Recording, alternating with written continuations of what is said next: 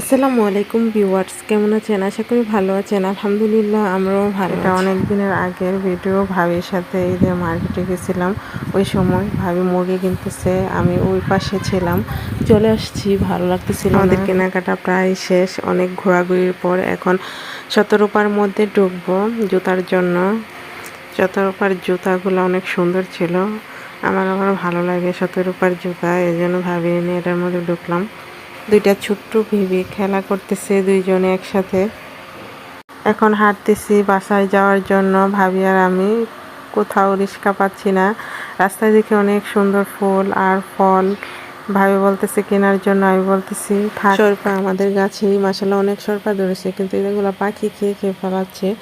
পরে ভাবি বলতেছি যে ফুল কিনবো, আমার তো আবার ফুল অনেক ভালো লাগে। ভাবি দেখতেছে কোন ফুলটা সুন্দর, এই ফুলটা আমরা কিনবো।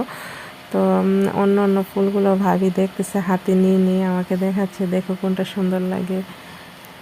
যে ভাবি আরেকটা ফুল দেখতেছে, তারপর সাদা ফুলটাও আমাকে দেখাচ্ছে যে সাদা ফুলটা সুন্দর। ভাবি আরো কয়েকটা ফুল হাতে নিয়ে নিয়ে আমাকে দেখাচ্ছে, একটা লাল গোলাপ দেখাচ্ছে, বলতেছে এটাও ভালো লাগে, দেখো কোনটা ভালো লাগে। আমার কাছে এই ফুলটাই ভালো লাগছে আমার ড্রেসিং টেবিলের এখানে রাখার জন্য।